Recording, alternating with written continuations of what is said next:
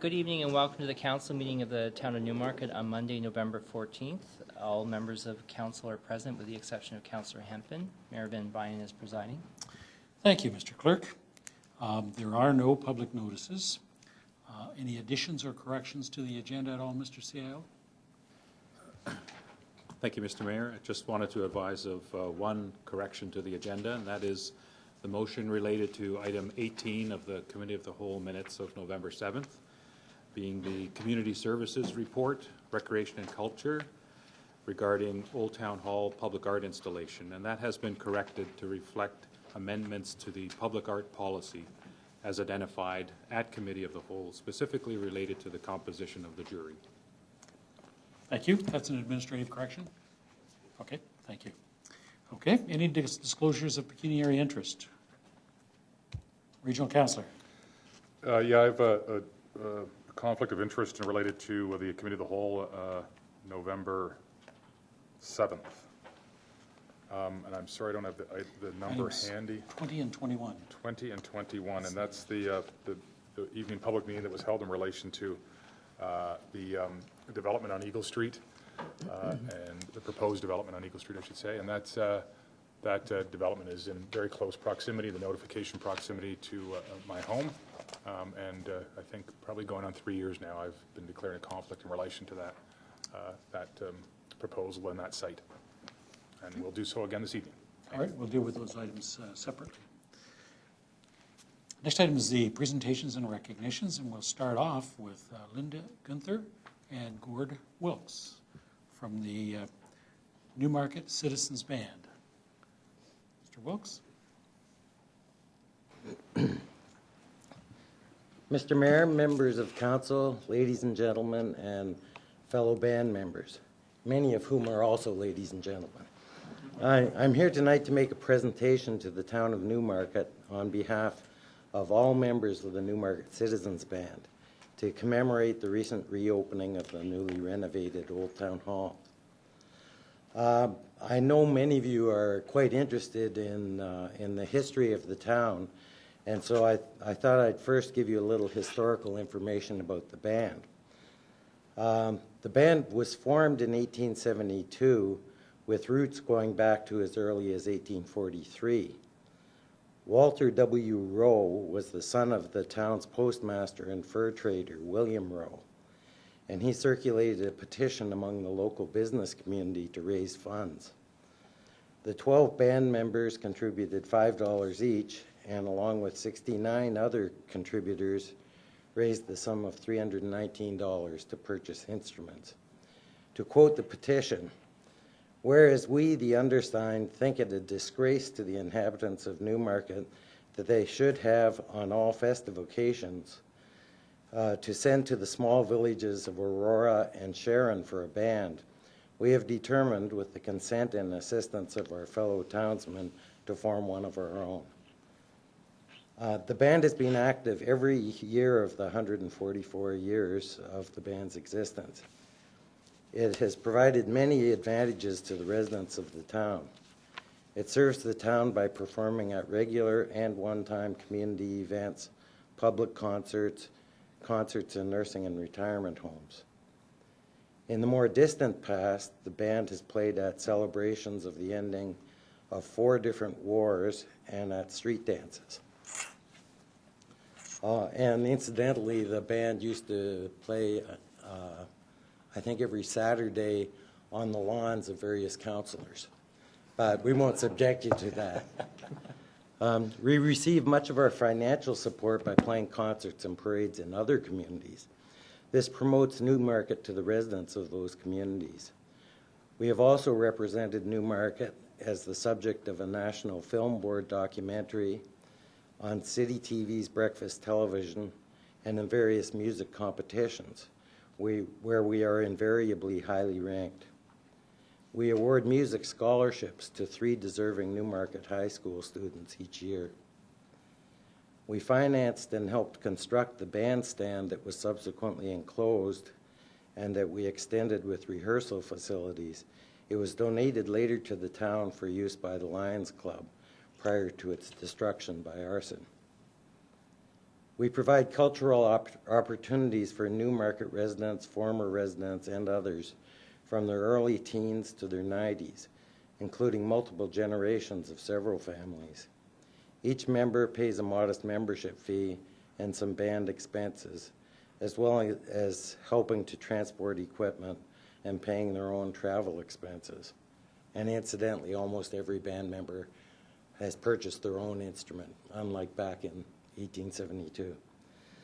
The band is available for anyone to join who is a teen or older, although we have occasionally had a preteen, as long as they can read music, regardless of their skill level. We are here to present the town with a framed reproduction of one of the most iconic photographic images of the historic Newmarket Citizens Band, to commemorate the reopening of the Old Town Hall that took place a few weeks ago. This particular photograph is especially appropriate for the following two reasons. As you are probably aware, the wonderful sculpture located in the main entrance just outside these chambers was created by artist Linda Baird in 1988. She chose this same photo of the band along with the image of the Trading Tree Elm, formerly located on Timothy Street, as the basis for her creation. It is said that her piece represents the coming together through trade of the indigenous residents with the early European settlers to the area. We're very proud to have our history in the town displayed in this manner.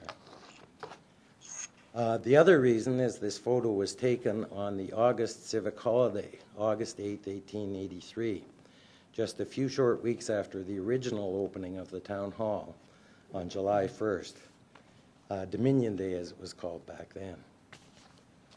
The photo itself was taken while the band was in Niagara Falls. It was on an annual holiday excursion organized by the Firemen's Brigade for about 250 plus residents of Newmarket and other local communities. The trip started at 5:45 a.m. on a special Northern Railway train that transported them down to the bottom of Yonge Street in Toronto, where they boarded the Chicora, a steamship that conveyed them across Lake Ontario to the Niagara River in the Queenston-Lewiston area. From there, they traveled on to the Falls of Niagara, as they called it. The band went along to provide entertainment for the travelers. To quote the article about the event published in the Newmarket Era of the day, the Newmarket Band, reinforced by Messrs. George Doan of Sharon and David Hughes, now of Bolton, enlivened the trip with music on the foredeck, and music is never so pleasing as on the water. And the current version of the band has had occasion to play on the water as well.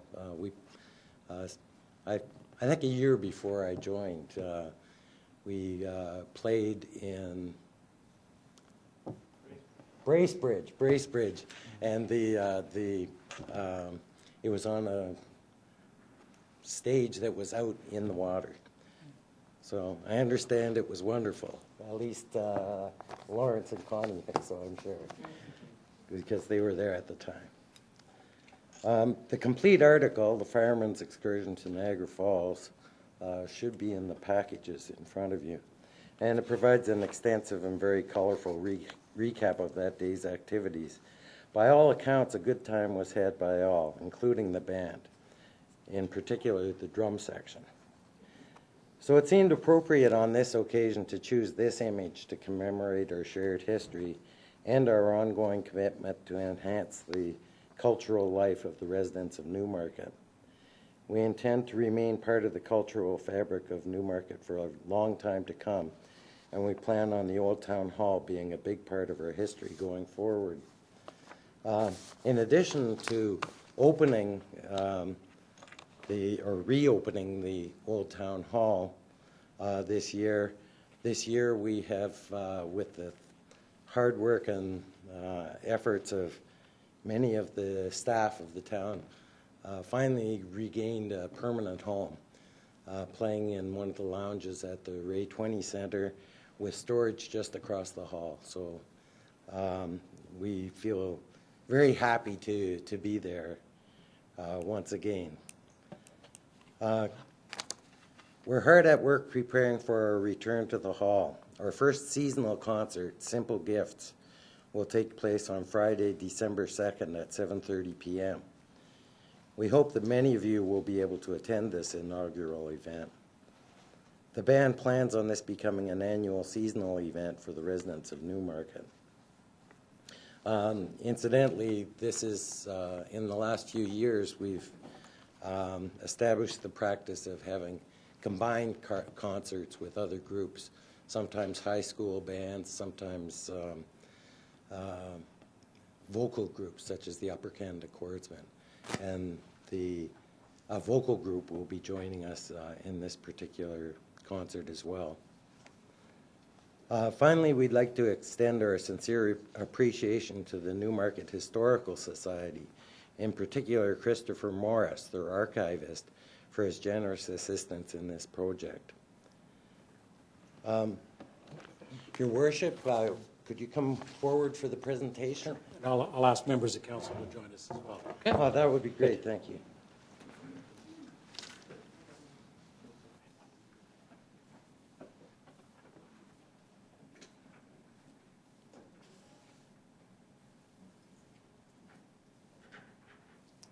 On in here.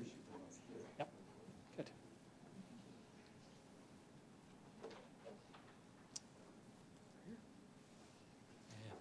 So I have some practice handing things out because I've handed out those scholarships each year. So the trick is not to cover this and to shake your hand at the same time. So,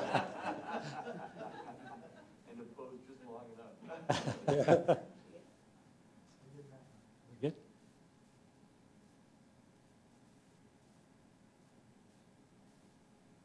Great. Thank you very much. okay. And- And this is not just to commemorate the reopening of the Old Town Hall, but also to thank the town for the ongoing support that we've received ever since 1872. I'm very sure that our council understands the value that you add to our community. So it's a pleasure Is to. that Councillor Kerwin? Actually, Councillor Kerwin will be the announcer, the MC for the concert. Oh.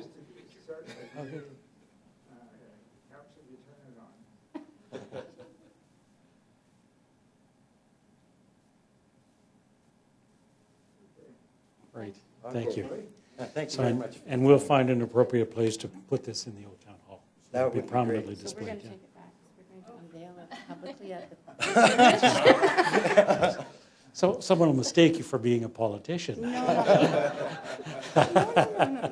Organize. Hand it out and take it back. Yeah, Is that good? Oh, that's good. Great, thank you. Thank you. All right, so that'll be the concert. Thank you. I played regularly in the town hall about 40 years ago in the Newmarket Jazz Appreciation Society. Is that right? For And then you? we had a Dixieland group called the Botsford Street Ramblers. Oh, good. That was great to hear. So I better.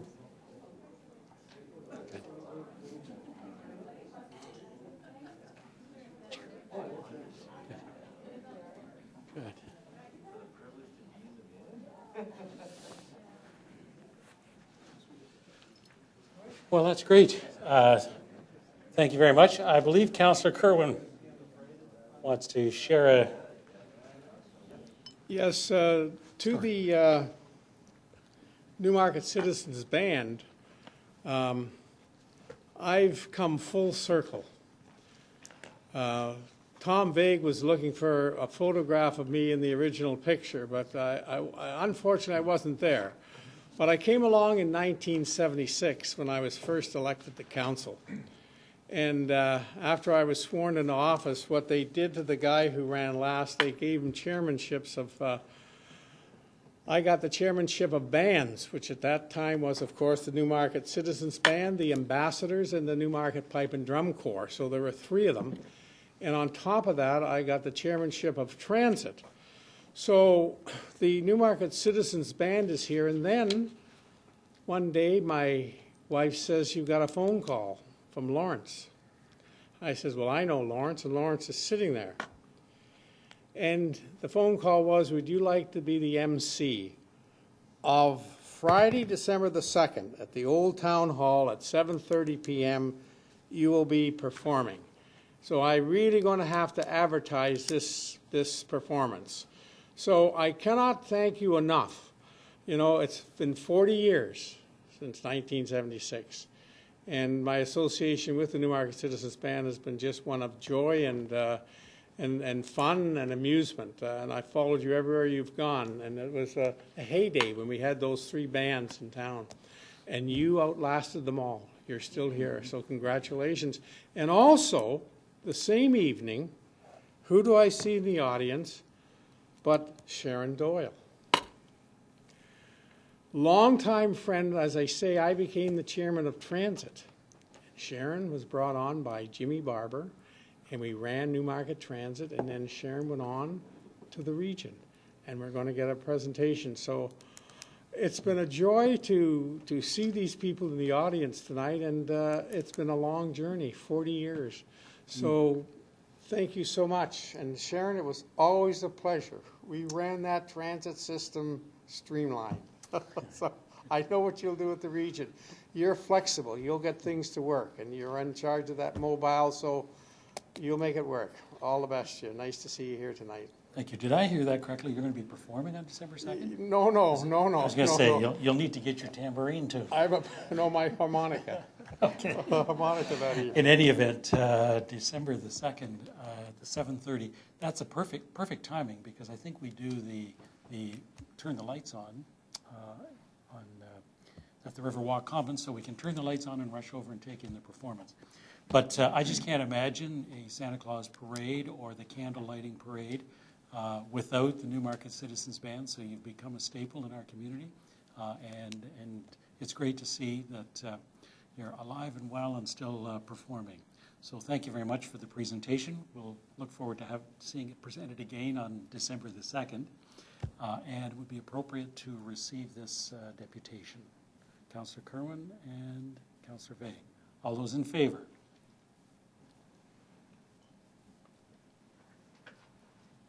And that is carried. Thank you very much. It doesn't get much more interesting after this. Apart from York Region Transit's presentation.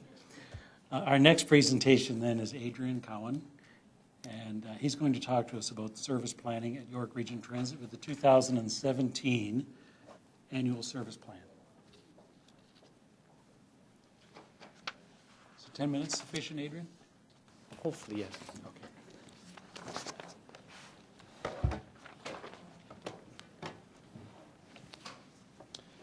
Mr. Mayor and Council, good evening, and thank you for the opportunity to present York Region Transit's 2017 annual service plan to the town of Newmarket. My presentation this evening provides an update on the York Region Transit system as it's operating today and the strategic direction we are heading in before providing a high-level review of the annual plan as it relates to the town of Newmarket. At the end of the presentation, I'd like to share with you a video that showcases our recent accomplishments, highlights, and our route to innovation over the next 5 years. In 2015, York Region Transit conducted 2 separate customer satisfaction surveys.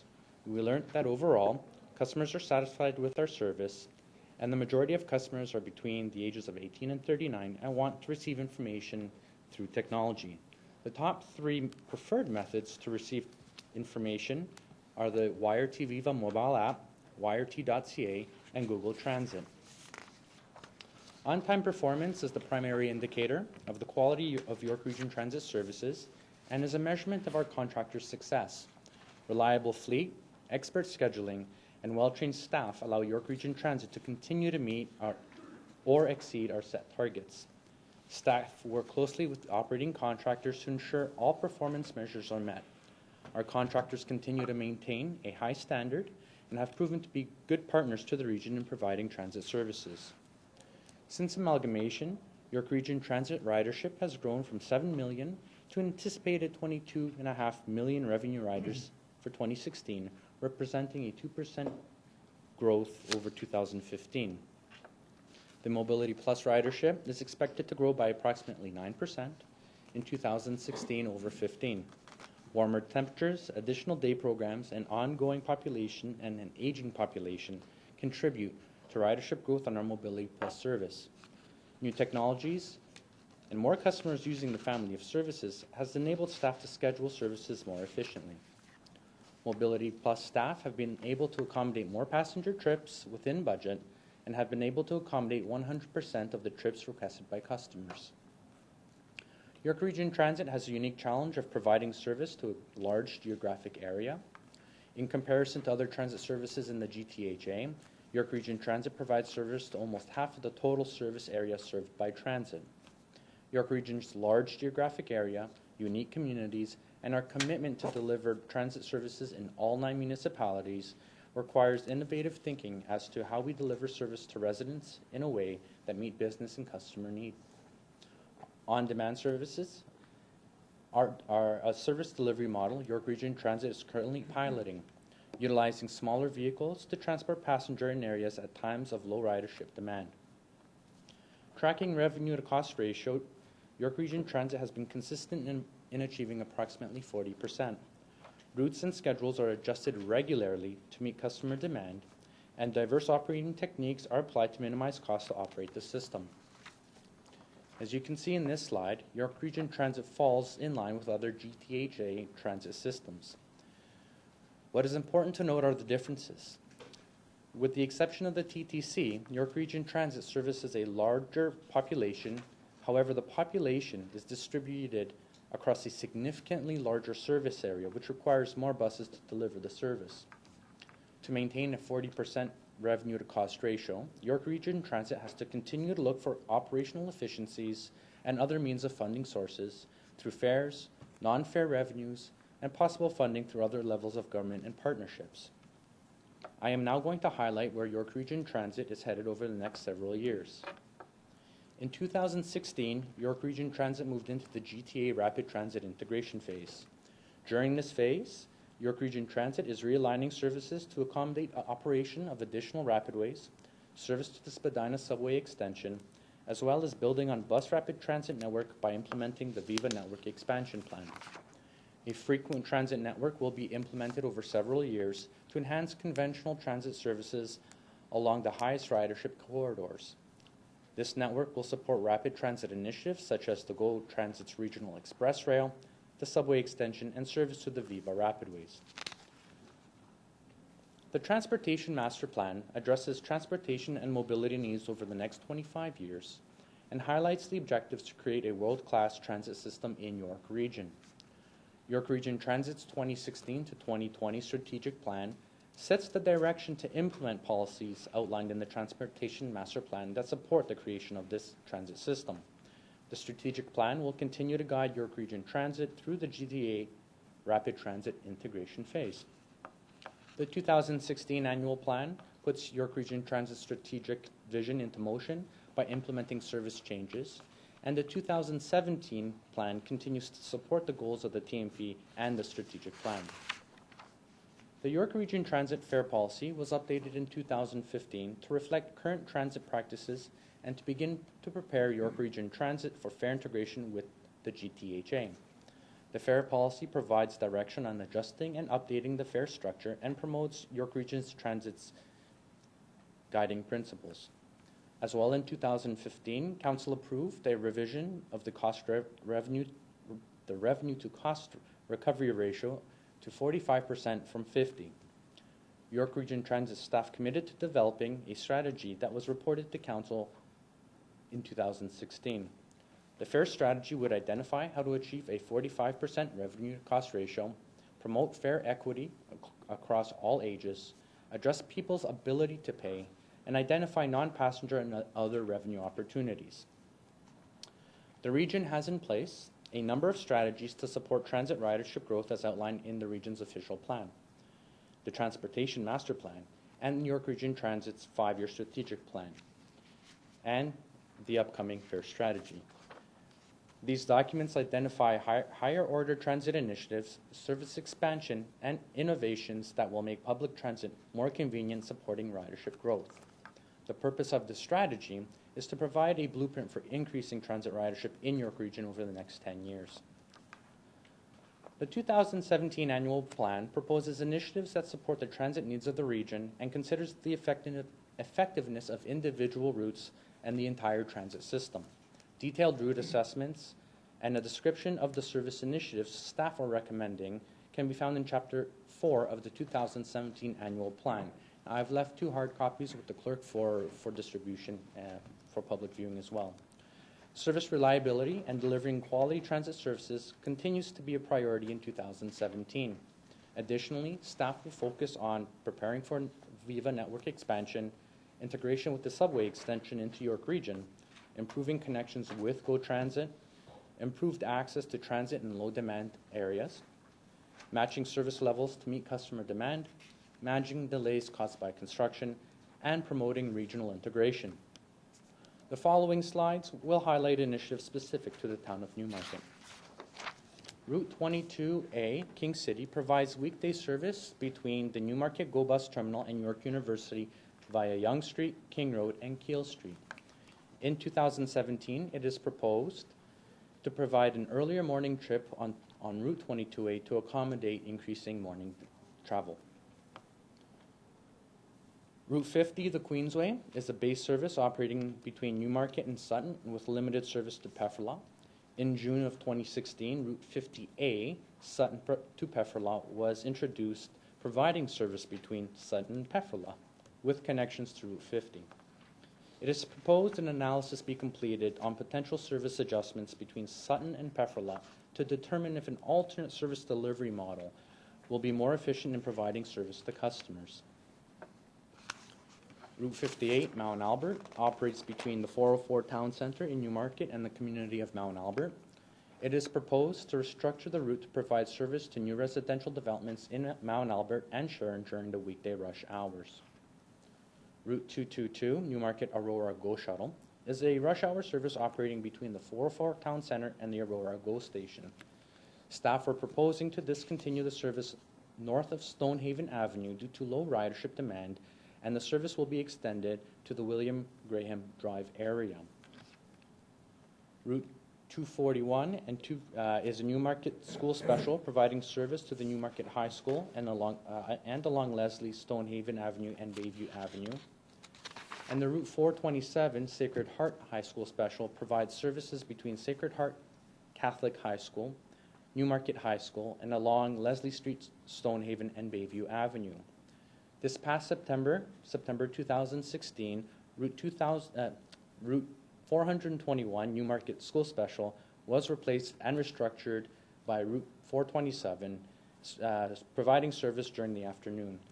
Service on Route 427 was also extended into the Copper Hills area. Staff will continue to measure the performance of all conventional services. Services operating with a high net cost per passenger may be considered for service changes or conversion to on-demand service delivery model. York Region Transit staff will be presenting the approved 2017 annual plan to all municipalities, and the marketing strategy will be created to communicate service changes to customers and residents. Service changes will be implemented throughout the year, and staff will begin preparing for the 2018 annual plan, which will be presented to committee and council in September 2017.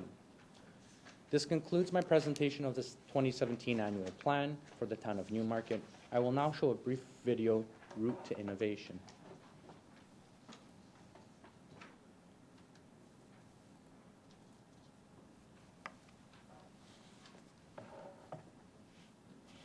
Nope. What happened there?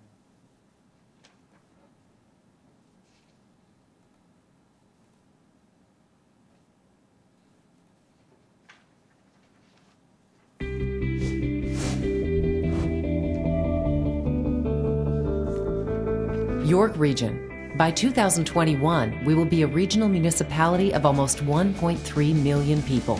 From the city of Toronto in the south to Lake Simcoe in the north, York Region unites 9 local municipalities. As our region experiences intense growth, the challenge of keeping our communities connected and moving forward will be met with an increasing dependence on public transit. York Region Transit is on schedule to meet the evolving needs of York Region with a route to innovation. Since 2001, YRT Viva has progressed through multiple phases of the transit life cycle.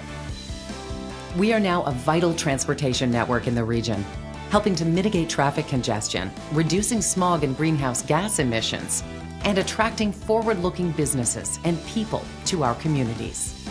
Our 2016 to 2020 strategic plan focuses on service delivery options, customer satisfaction, innovation, asset management, financial sustainability, and measurable performance improvements.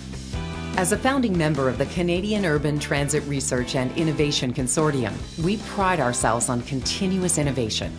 Environmental sustainability especially will be a focus for the years ahead. YRT Viva plans to be greenhouse gas free by 2051, with a new greening strategy starting now. YRT Viva is now entering the 2016 to 2020 GTA Rapid Transit Integration phase. This phase will see the expansion of the YRT Viva system to accommodate population and employment growth, adapt to changing travel trends, and increase system productivity. Being an early adopter of new technologies has been essential to our success. From customer relationship management systems to real-time scheduling through mobile apps, YRT Viva connects with riders both on system and off. We are in the process of piloting Wi-Fi enabled buses and terminals, and we pride ourselves in being engaged with our riders on our website, through social media, and on the Talk to YRT multimedia question and answer website. No matter how much technology evolves, however, it is the human face of YRT Viva that keeps our riders coming back. Our bus operators, customer service teams, and everyone else in our organization have a passion for providing efficient, friendly, and responsive public transit for all of our citizens. We also reach out through multiple community outreach and service partnerships with York Region Police and citizens groups to ensure we are aware of emerging needs, as well as to inspire our next generation of transit champions. As our population grows, we are also addressing the needs of increasing numbers of seniors and others with mobility challenges.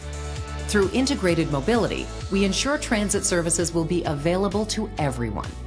Our family of services works together to meet the standards of the Accessibility for Ontarians with Disabilities Act. Next stop, Finch Terminal. We are also reaching out to non-riders through award-winning marketing and other engagement to demonstrate how easy transit can be. We hope to encourage increased use of our system by adapting our services to meet the needs and expectations of current and potential riders. We are building a transit culture in York Region that will sustain our growth and success for many decades to come. The satisfaction rate with our on-time performance remains high, even in the midst of change. Several large infrastructure projects will improve our performance in the next few years, such as Rapidway construction and the new Cornell terminal. The past year alone has seen big infrastructure improvements, such as the opening of Davis Drive Rapidway for Viva Yellow and a 500,000 square foot Viva operation, maintenance, and storage facility.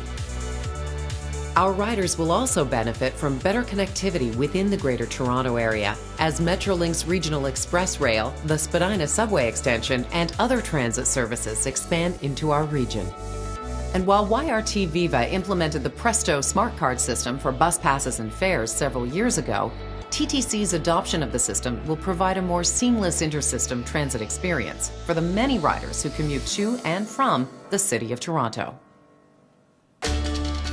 As we look ahead to the next few years, it's obvious that York Region's future is in transit. Our communities, our economy, and our lifestyles will be connected and shaped by YRT Viva's routes and services, from new housing and condominium developments to new businesses, public spaces, and attractions. This is an exciting time to be here in one of Canada's fastest growing regions. York Region Transit is playing an essential role in ensuring that our future is smarter, cleaner, and supports a higher quality of life. York Region will host the 2017 Canadian Urban Transit Association Conference, which will give us an opportunity to showcase our innovation leadership within the transit industry. To learn more about our route to innovation and our future in transit, visit yrt.ca. Thank you very much. Are there any questions of clarification, Regional Councillor?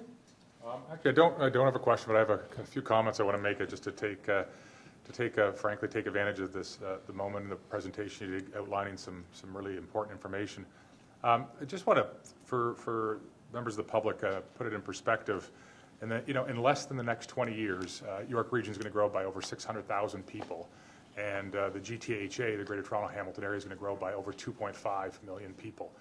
And so, with this kind of explosive growth, we need to be planning for the future and ensuring that we can move people around the region and not add to what is right now, I believe, an $8 billion loss due to the economy due to congestion. And so, seeing where we're going, I think sometimes transit and buses can be controversial in our area, but we have to plan for this future, and we have to make sure we're ready for it.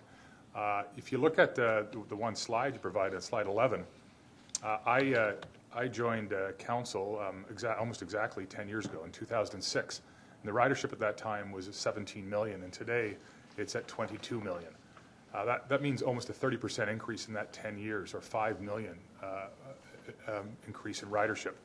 So we are seeing significant growth, and we've got some very important advances that are taking place right now. In fact, so many advances in transit, it's hard to really enumerate them, but the Spadina subway is going to open in the next year or so, and the All Day Go is rolling out. We've got a new GO station announced at Mulock Drive. Viva has rolled out throughout the region. And so there's a lot of significant things going forward, and even the Yonge Street subway expansion has received early funding, and some of the preliminary work that funding allows to some of the design and planning is underway. So a lot is happening. A lot has to happen when you're looking at the growth that this region and the Greater Toronto area is experiencing. And so I think that the work that you're doing and everyone at the region's doing is incredibly important. But I will say this, I also support, and I know we'll get some complaints every year when we do some rationalizations within the system. There's some people who don't like the changes or aren't getting quite the level of service. But while we're doing this, we've got to make sure it's affordable. And so the work you're doing to say, look, at some routes are really, really underutilized and extremely expensive. And we have to look at a way of merging that route or eliminating that route. Even with the complaints, it's important that we support that at the council table and continue to do so, so that we can build an affordable system, so that we can continue to meet the needs. The last thing I'd just say is that I'm very pleased to see the ridership growth strategy in the near term. As you might recall, that came out of the Transportation Master Plan process, and I advocated for it there. And I'm glad to see it as one of the early deliverables. I think the other obvious way ensuring that our transit system is affordable well in the future is making sure that the ridership growth occurs. And so I think looking at best practices throughout the world, frankly, and incorporating them into a best-in-class ridership growth strategy is going to help us get there. So I think there's a lot of exciting things going on, a lot of things that are setting the stage for the growth that's going to come into the future, and some of it not for 10 or 20 years. But as you know, transit takes a long time to build and implement, and we're taking those steps now to ensure that our region keeps moving well into the future. So thank you for the presentation. Thank you. Councillor Kerwin. Yeah, you're to be congratulated by holding on to your ridership with the drop in the price of gasoline down to, I think, 98 cents today. So you've done a great job, because that's always difficult when price of gasoline goes down. People go back to their old habits and use their car rather than the public transit. But interesting, I see that you're involved now with Volvo. You mentioned that you were buying buses from Volvo. What's your is there any relationship with Volvo at all? Or maybe I misunderstood your presentation. Through you, Mr. Mayor, I believe that the Nova buses are manufactured by the Volvo company. However, I can get back to you in terms of the...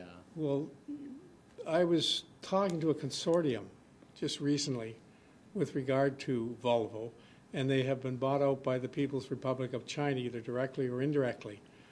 And you're at a momentum in their history, because they're going to pour $10 billion into that company to make whatever they produce state-of-the-art and environmentally friendly. Now, that's the knowledge that I have. So I think you're on some razor-edge technological change that's going to benefit all of us, because when they want to do something, they will do it. And I don't know where these vehicles will be manufactured, whether they'll be in Sweden or elsewhere around the world or in China itself, but there's going to be heavy capital investment in Volvo. They're going to take on the best in the world. And when they set their mind to something, they will come up with some very, very creative and innovative public transit vehicles. And I look forward in the future to see what type of vehicles you produce. But having been to China and been to Cuba where their vehicles are in use, the Chinese People's Republic gave Cuba most of their buses, and I just rode on some of their buses, and they're state of the art. They're unbelievable. They're way ahead of what we have. So good luck. You're on the right track. Thank you very much for the presentation. Thank you, Councillor Veig, and Councillor Bezans, and Councillor Broom. Thank you very much, Adrian, for the presentation. And I just want to give you and York and the whole team there at York Region Transit a compliment in how responsive you are. You mentioned a route change here that went into Copper Hills. Back in August, the parents, and it's about 1,000 families living there, contacted me saying their kids that are going to either Newmarket High or even a little bit further to Sacred Heart, they're having a real challenge getting out there to the bus, etc. And I told them to contact York Region Transit. York Region Transit is very responsive to the citizens, the residents, and the route suggestions. And many of the parents did. And then they were so happy come September there was a bus to take their kids to school. So I just want to compliment you and point out to everyone how responsive York Region Transit is. And if you do have suggestions for routes, and you can show that there's some sort of need and demand, like this community was able to show, they will actually change the routes to accommodate you. It's a very service-oriented team within York Region Transit, and I just want to say that publicly, how impressed I was that you did that for those families. Thank you. Thank you. Councillor Bezans. Thank you very much. And thanks as well for the presentation. I just referring to the fare policy review. And first of all, I'd just like to compliment the fact that Presto is now accessible for TTC as well. It makes a huge difference just to have one card, not to have to worry about carrying tokens and switching over. And so it's great that that has all been sort of standardized to the extent that it has. My question is with respect to your special purpose passes and low income program. One of the things that we often hear, particularly from seniors, is that for them to pay full fare or the seniors rate when they're going a short distance, maybe just to go out to get groceries and then back home, to pay that fare twice is kind of expensive. Has there been any consideration of sort of a hop-on, hop-off option where people are just going short distances but giving them a bit of a break with the fare? So we want to encourage more people to use public transportation, but if we could, look at some ways in which we could accommodate those people who are going short distances but maybe have to go 2 or 3 times, I think that would be better. I know that some other countries have implemented that kind of system, and it seems to be working quite well, where you get a fare for a zone, but you can hop on and hop off as many times as you want to in that zone.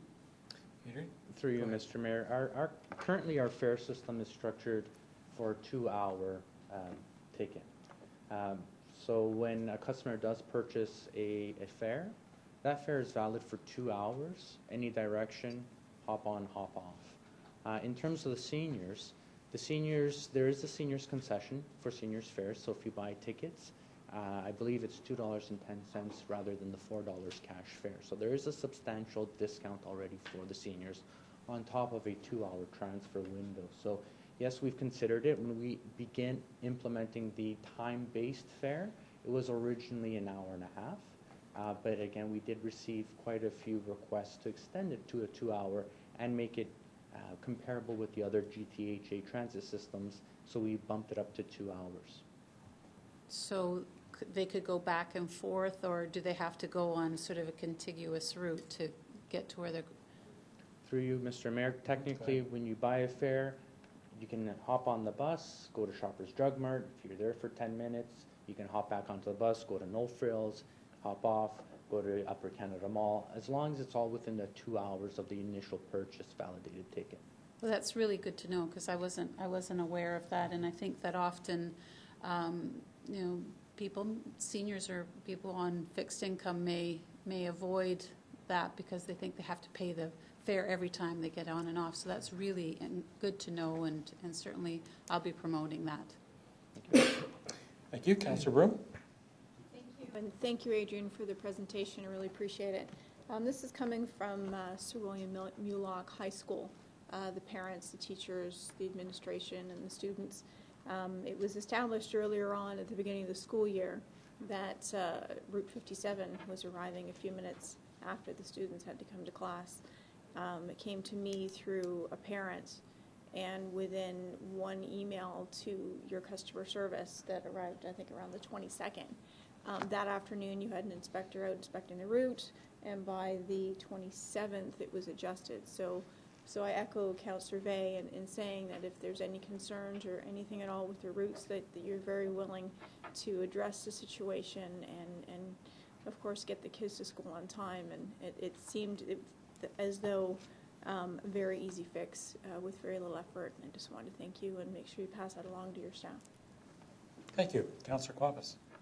Thank you for the presentation. I just want to take the information that I just received based on Councillor Benzan's comment. I do encourage Viva and YRT to promote the 2-hour ridership. I don't think there's any or too many people that actually know that, especially seniors. If possible, make that as one of the communication priorities for you. Thank you. Thank you. In terms of innovation, there's some talk about electrical buses. Is that a consideration for YRT?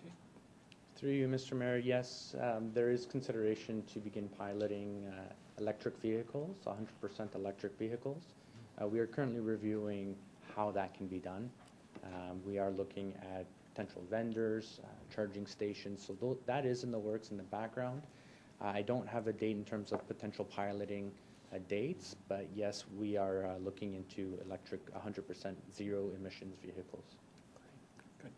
Well, you haven't. It's an exciting industry. There's a ton of disruptors that are out there. The significant changes that comes about as a result of Uber and some of the transportation areas. So, not only do you have a long range of implementation time, but also throughout that time, you're going to be faced with some very significant changes. So, being flexible has to be a real key of the operations. And I'm very happy to see that the Dial-A-Ride projects are expanding and are being implemented. If I recall correctly, it was Ward 4 in Newmarket that was the original plan for that. So it was great to be part of that, and it's great to see that that's moving forward. There being no further questions, could I have a motion to receive this presentation? Councillor Broom and Councillor Quapis. All those in favor? Thank you very much. Thank you. Appreciate the presentation. There are no deputations requested. Next item then is the approval of council minutes of October 24th. Can I have a motion with respect to that? Councillor Twinney, Councillor Vey. Are there any corrections, errors, or omissions? There being none then, all those in favor?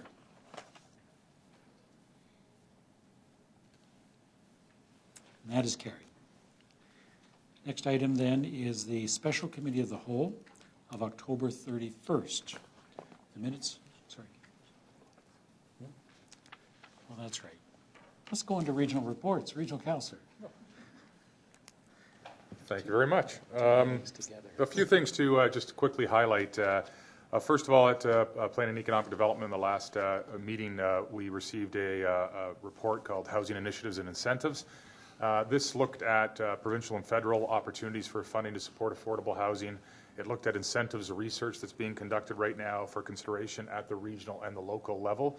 And that research was part and parcel of and came out of the 212 Davis Drive pilot project, where the first major purpose-built rental building in the region in 20 years was built with 25% of the units being affordable units through Housing York.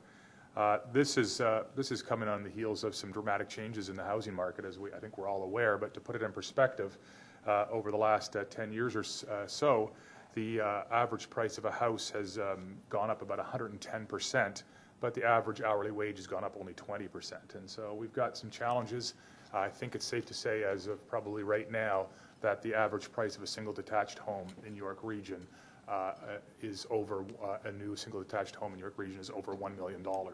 And so there's some significant challenges there, and there is some work that's being done trying to coordinate with the provincial and federal governments, and some work at the region to try to look at various forms of affordable housing, and one of those, of course, being rental housing. And I'm going to be requesting that the region bring that presentation here to Newmarket Council so that we can hear about it in more detail.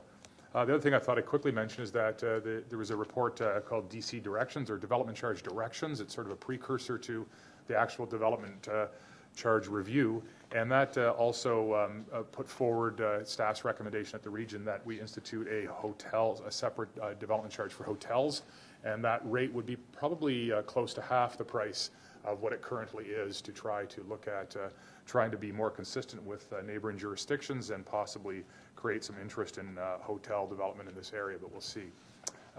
And finally, I think on an exciting note, this past week or so, the second concession work that's been going on for a great deal of time just north of Newmarket is completed. And it was completed on schedule. That was we knew it was going to be a long time, but it's completed. There's still construction going on, but if you drive through there, you can see the substantial and frankly quite attractive work that's being done. That includes the roadway, the bridges, the trails, and that's going to be a significant outlet again for traffic on the, as we all know, particularly on weekends, the congested Yonge Street North. Even more exciting than that, in my opinion, is this Wednesday we will open the Bathurst Street extension. And that Bathurst Street extension will allow traffic to now, for the first time, flow down Bathurst from Aurora north or south of us in Aurora and past Newmarket, and come out down at the bottom of Yonge on the way into Bradford. And that will, in my opinion, substantially take some of the load off of Yonge Street North again in Newmarket. And so I think those two major projects being completed and opening on the edges of Newmarket are going to do a great deal to help traffic flow, and particularly alleviate some of the pressure that we know exists on Yonge Street North. Now, I don't think you're going to just be able to whip down Yonge Street North on a Saturday or Sunday afternoon, but it should be an improvement, and it should certainly avoid a future worsening of congestion. And so two big projects coming online. Both of them are very, I'm told, and I'll see it on Wednesday, but the Bathurst Street extension is supposed to be a beautiful piece of roadway through some very, very attractive countryside as well. And we'll see that flowing very soon. So those are my updates. Thank you very much. Thank you. Maybe we should change that heading to follow deputations, because once we get into approval of minutes, then we get into committee minutes, and that's why I tend to miss that. So I don't know whether or not we'll need a motion for that or not. In any event, the next item then is the minutes of committees and staff, and that is the special committee of the whole of October 31st. The minutes are before you. Are there any items that any member wishes to deal with separately? And this involved primarily the streetscape master plan, the stormwater infrastructure discussions, and the allocation. Being none, then could I have a motion for the minutes? Councillor Twinney, Councillor Kerwin. All those in favor?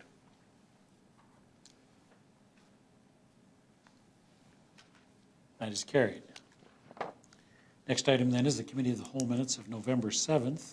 We will be dealing with items number 20 and 21, which is the public meeting relative to 260 Eagle Street because of a declaration.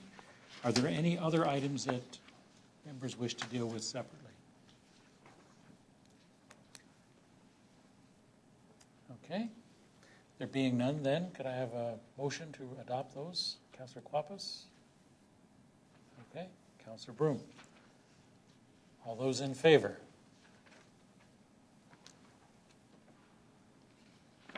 Okay. Could I have a motion with respect to items number 20 and 21? Councillor Vague, Councillor Twinney. All those in favor?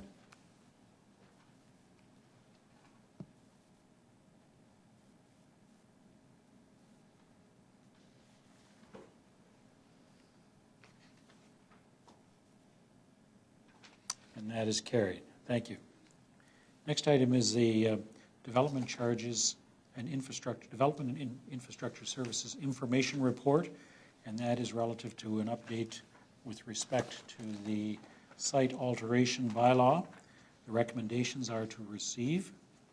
Could I have a motion with respect to the recommendations? Regional Councillor, seconded by Councillor Bizantz.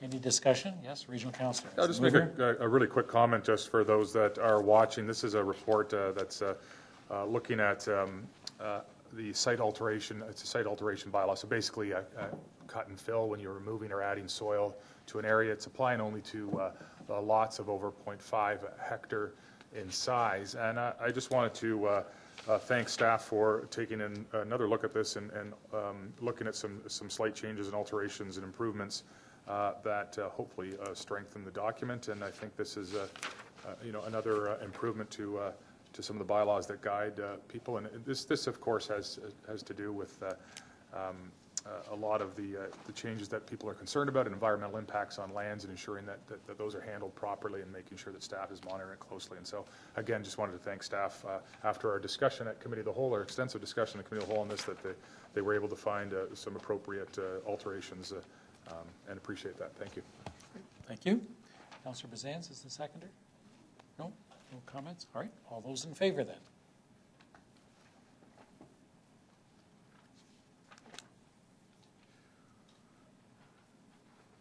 Regional Councillor, Councillor Kerwin? That is carried. Thank you. Next item is bylaws. Bylaws 2016-53 through to 2016-59. Is there anyone who wishes any of these bylaws to be dealt with separately? Okay.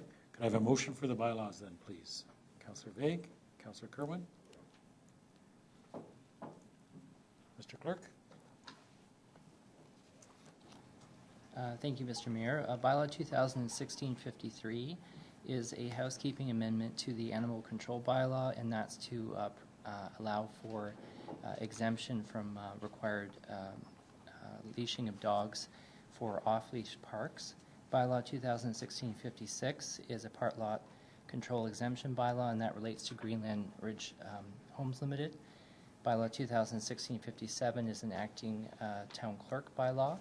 2016-58 is the site alteration bylaw dealt with through the previous report, and 2016-59 is a zoning bylaw amendment, and that relates to 1166 and 1186 Nicholson Road. Okay. All those in favor?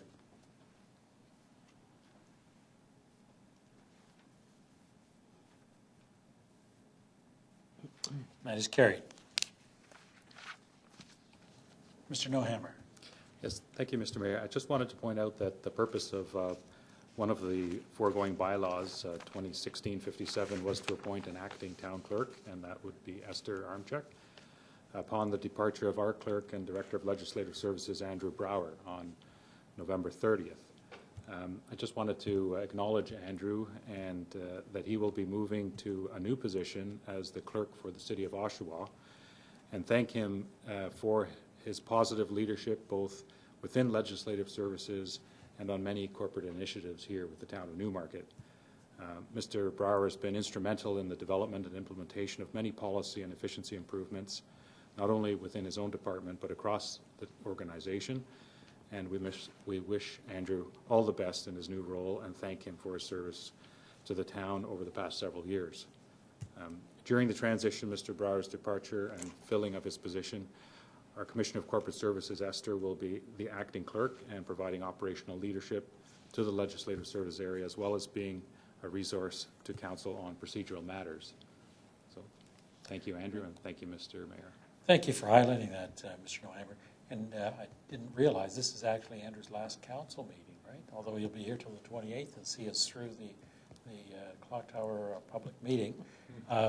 So I'm glad that you raised that. And I'd like to add to your comments. Andrew's been a great advisor for our council, and there's been a lot of things that Andrew's been able to accomplish in terms of improving things, the way we did things, and bringing us up to date. So that contribution is certainly appreciated, Andrew, and I'm sure this council wishes you all the very best in your new challenges. Thank you.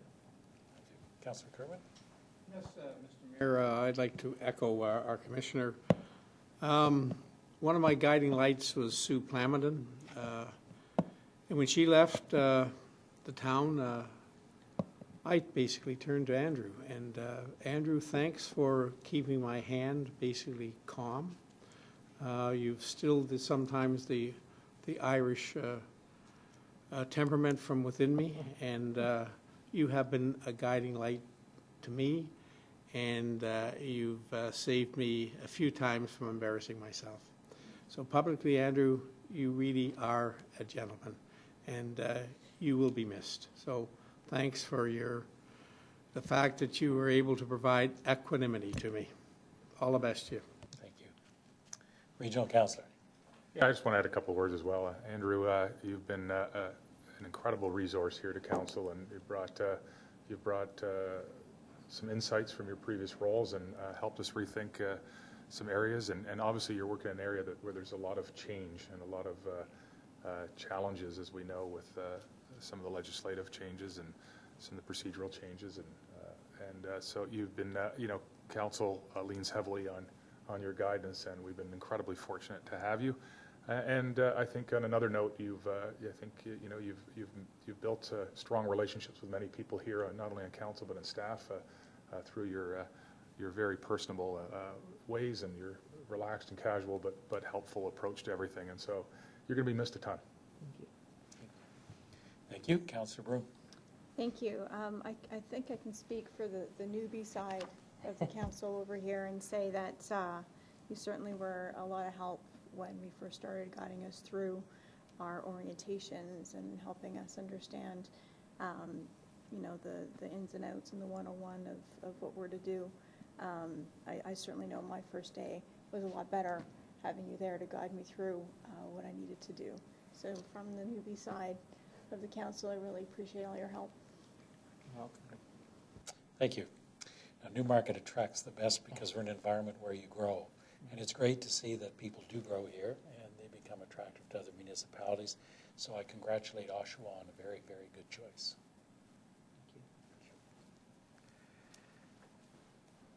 Did you wish to speak? No. Okay. Are there any notices of motion? Are there any motions? Announcements and community events. Let's start with Councillor Bazance.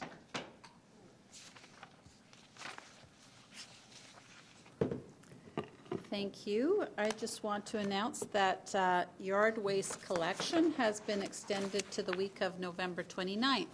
Please remember to bundle branches separately and place plant trimmings and weeds in paper yard waste bags or rigid containers with rigid open handles.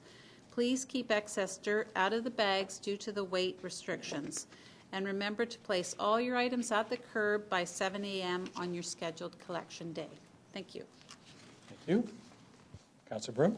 Thank you. I'll be delivering community announcements for Ward 6 and for Ward 4 tonight. Bring the whole family and join us in the welcoming of Santa Claus to Newmarket on Saturday, November the 19th. The Newmarket Santa Claus Parade starts at 11 a.m. at the corner of Eagle Street and Lauren Avenue, then travels east on Eagle to Main Street, ending at Ontario Street. Don't forget your letter to Santa for Canada Post and non-perishable food items for the Newmarket Food Pantry. Bring a smile to a child's face this Christmas by donating to the Newmarket annual Christmas toy and food drive. Donations of unwrapped toys and non-perishable food items can be made in the lobby of the municipal offices right here at 395 Mulock Drive between November 16th and December 16th.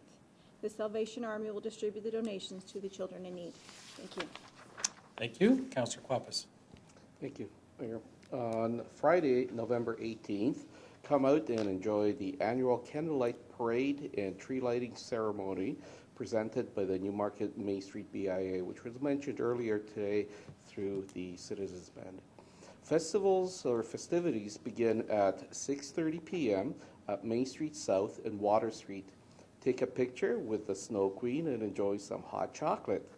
The parade begins at 7 p.m. at St. Andrew's Presbyterian Church.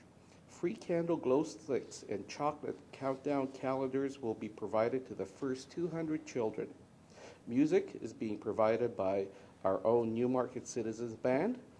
Those who bring a non-perishable food item, which I really encourage everyone to do, or toiletries, will be able to fill out a ballot and a chance to win $150 in Main Street bucks. Thank you. Regional Councillor. Thanks very much. As we are all aware, our climate is changing, and so is the way we are going to deal with storms in the town of Newmarket, or at least the stormwater rate and the way we handle costs of storms. So what is being approved and is being considered at this time is that the current amount that residents pay and fund for stormwater management will be considered to be removed from your property tax and the water and wastewater bills and put towards a specific and separate stormwater charge. Now, it would come off of one and on the other, and it will be revenue neutral for the town, so that the cost to you will essentially remain the same. This will allow us to better plan for the effects, frankly, of climate change and the negative effects of stormwater on our environment, and hopefully lower the risks of flooding on your property and manage that throughout the town. And so when your stormwater management ponds and the stormwater systems that we have to embed in our streets and in our systems, this comes with a cost, and that is increasing with the regulations and, of course, the climate change. And so we're looking at a change in that area. And if you're interested in learning more about that, you can contact our Financial Services Department or to provide feedback or information. And you also have the option to make a deputation to Council on Monday, November the 28th at 1:30 p.m. here in the Council chambers. But please contact Legislative Services first by November the 24th if you are interested in speaking to that item or that issue. Thank you.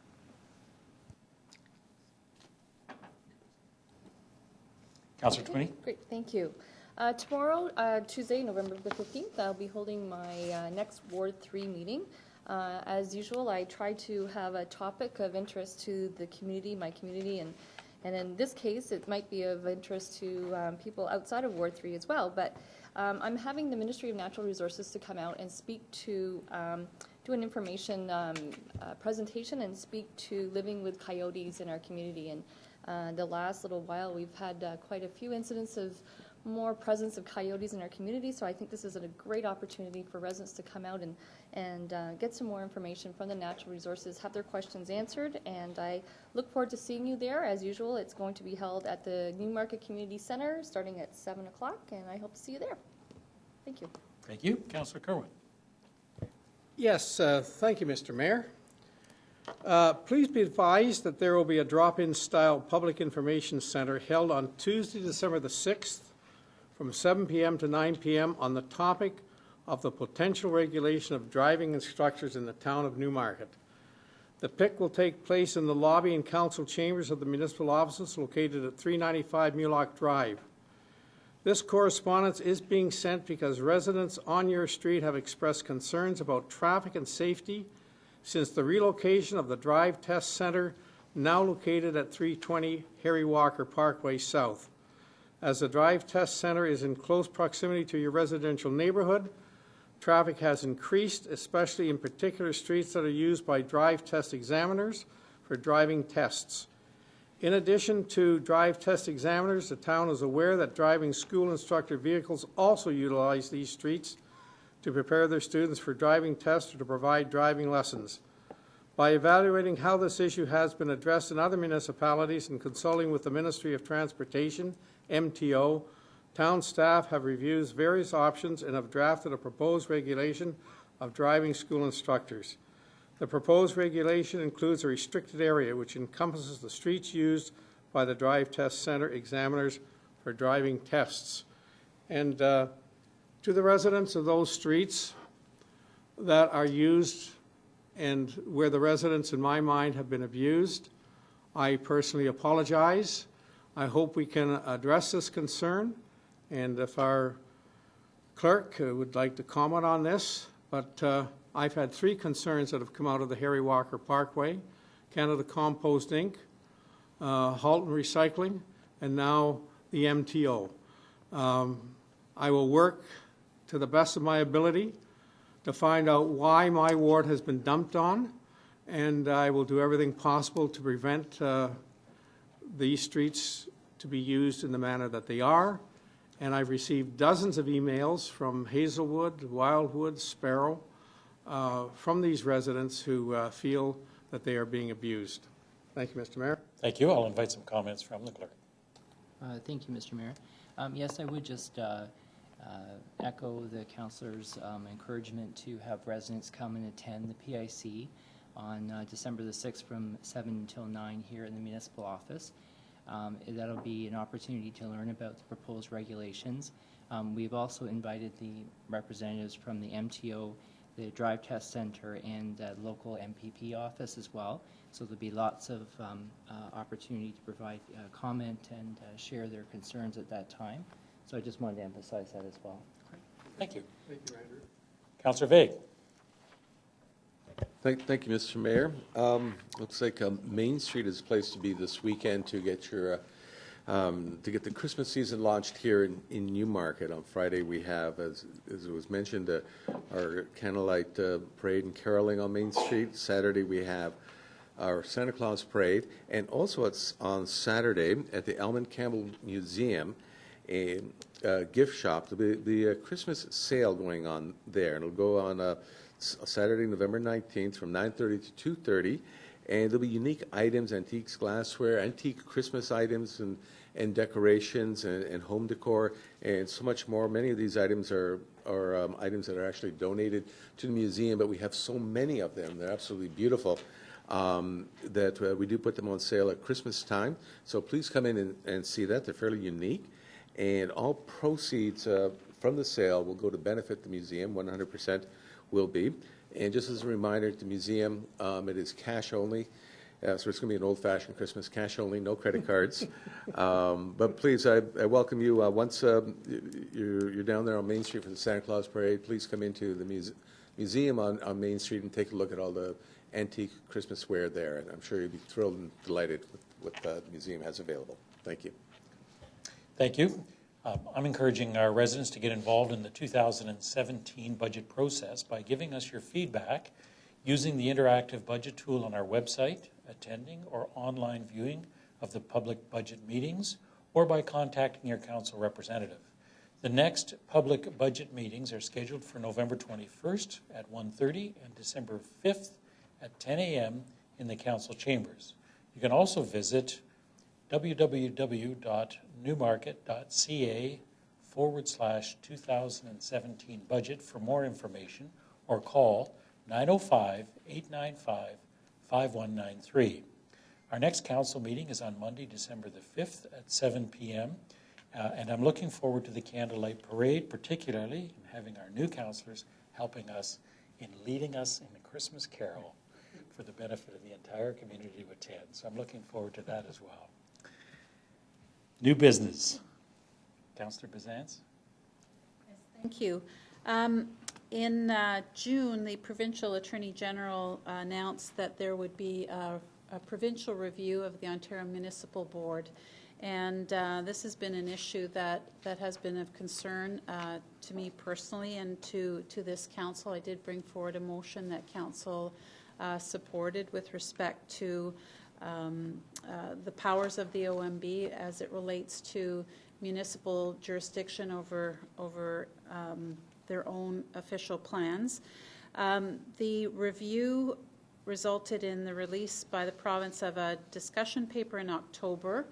We had an opportunity to, the mayor and I had an opportunity to attend a town hall that was organized by the province here in Newmarket to discuss a number of the issues and areas that the review process is looking at.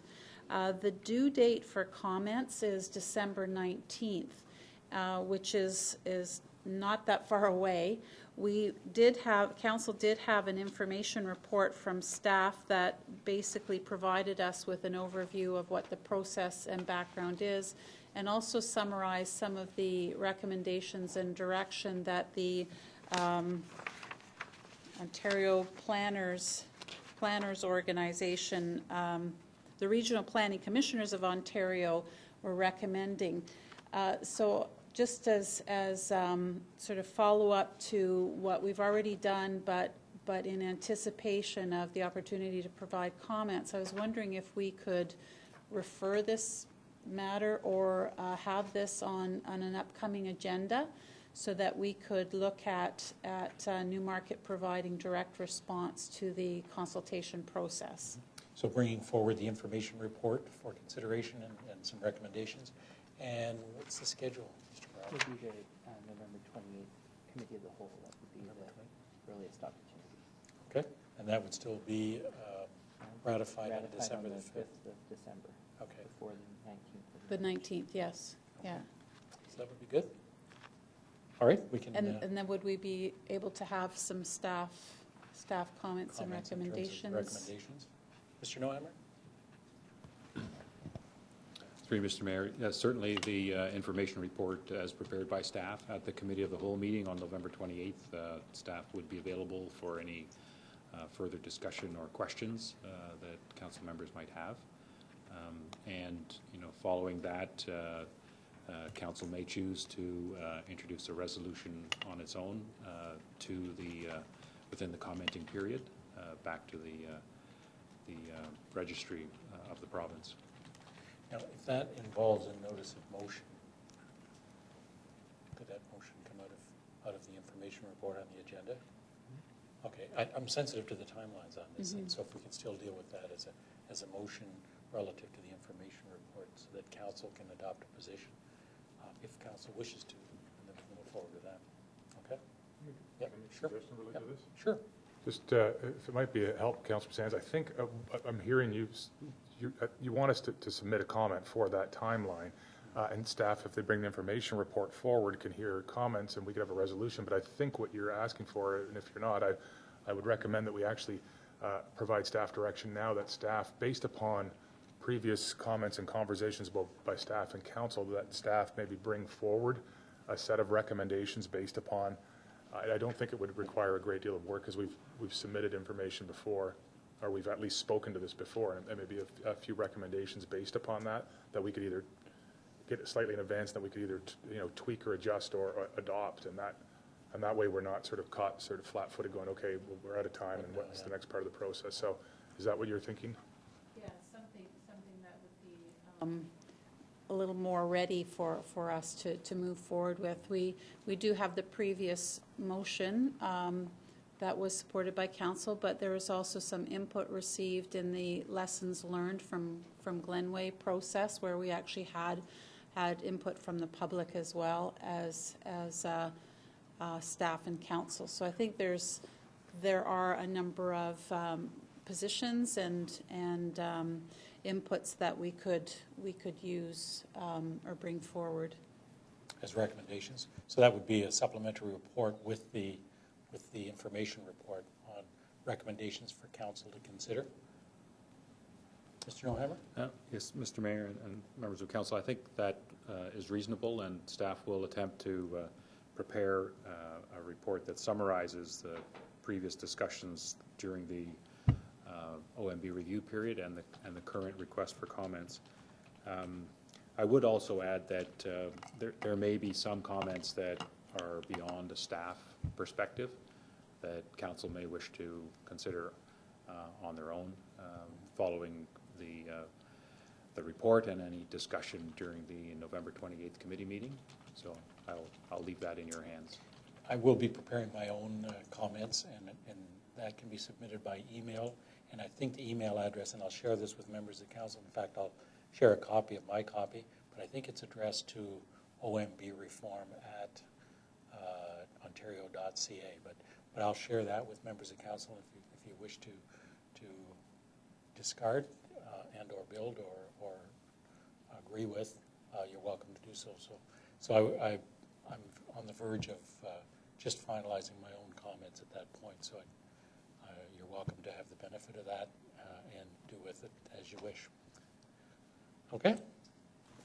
Councillor Klapas. Thank you, Mr. Mayor. Last Thursday, I was invited to attend a function with the Premier of Ontario, Kathleen Wynne, together with the Transportation Minister, Stephen Del Luca, and a few other dignitaries, including the Ontario Safety League President, Brian Patterson. The function was held at Northleigh Public School, which is located in Toronto.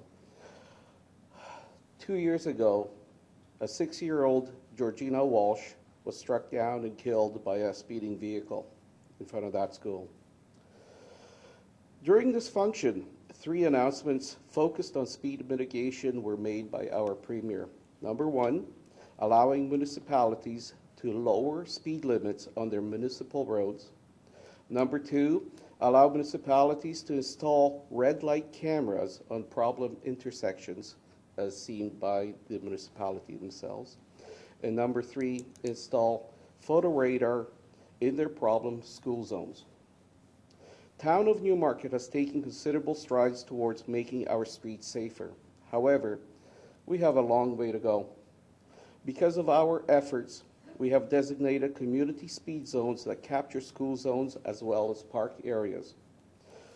This forward effort by our staff and hard work done by the dedicated residents of our community places us in a position to be early adopter of these new tools that the province will allow us to use as we see fit. There's no doubt that we have many hotspots on our roads. JLR Bell Public School on Queen Street, Stuart Scott Public School on Lorne Avenue, St. Paul Catholic School on William Rowe are just few examples of speeding problem school zones. I'm sure that all the councillors here have similar hotspots in their wards as well, where the 40-kilometer speed zone is constantly ignored. The bottom line is that out of hundreds of residents that I recently talked with, over 90% said that speeding in safe residential roads are their number one concern. We need hard data to back up this concern. Staff had recently shared their traffic mitigation update number 3. This update shared their effort and tools that they are implementing on our roads. One of the tools presented were electronic speed boards that are capable of capturing speeds of vehicles on that road.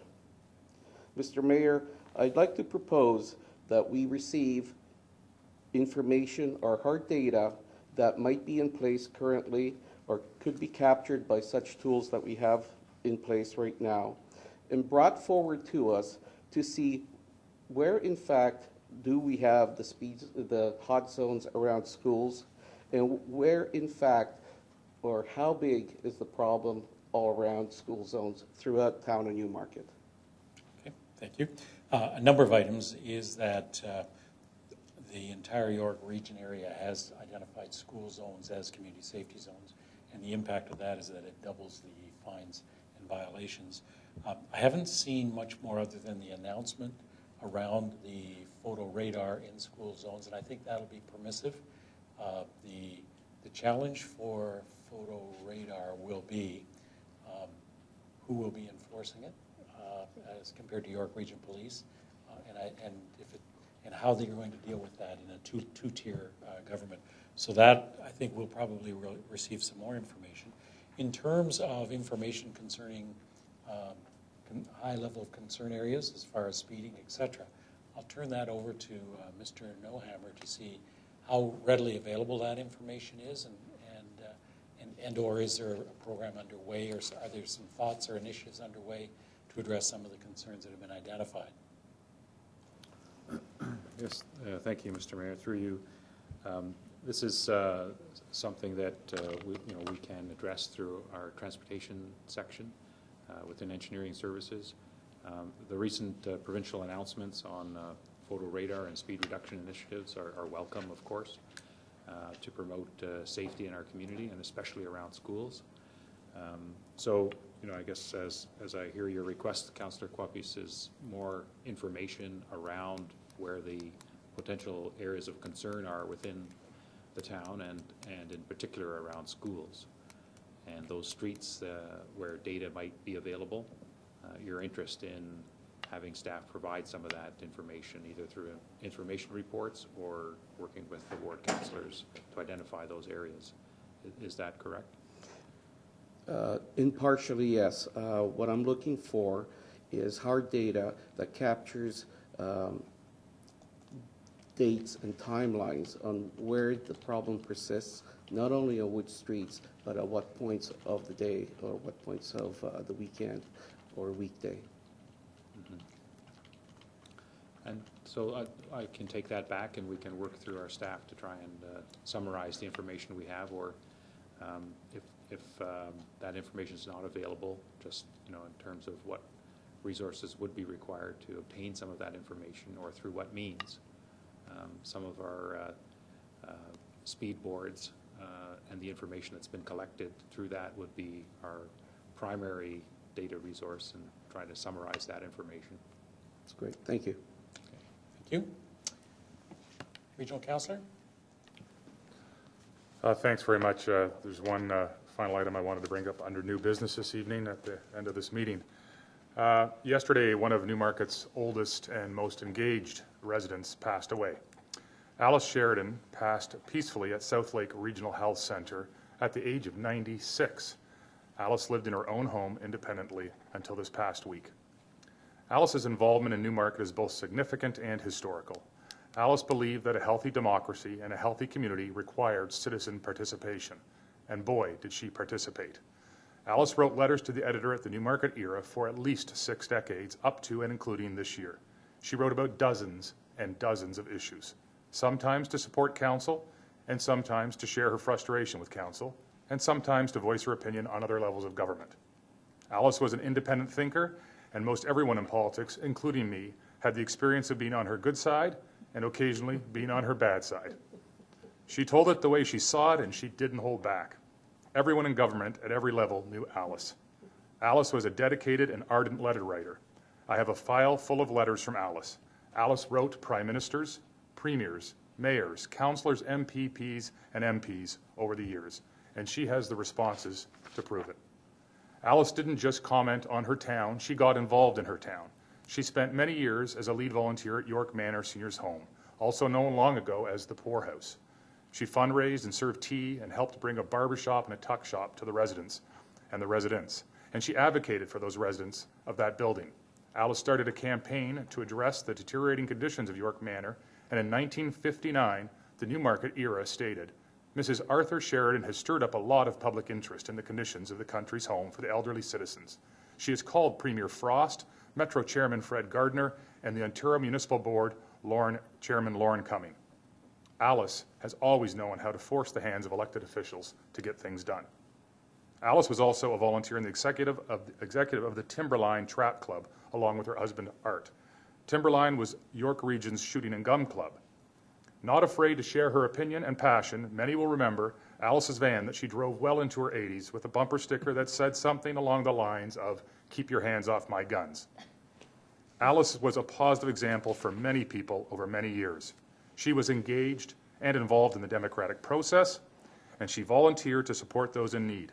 Perhaps most importantly, she was a very, very strong woman who was not afraid to speak her mind and demand change at a time when many women were much quieter.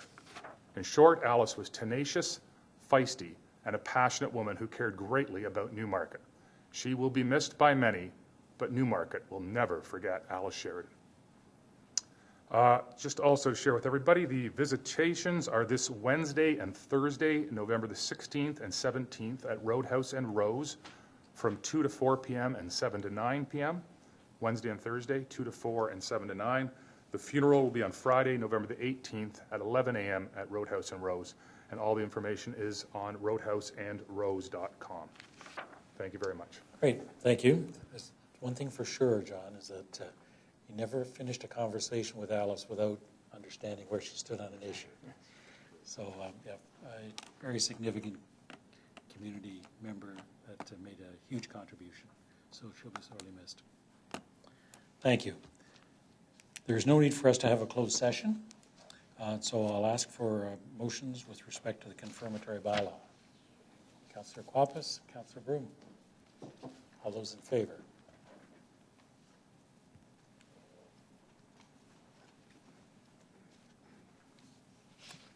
Okay, and that is carried. Motion to adjourn. Councillor Twinney, Regional Councillor.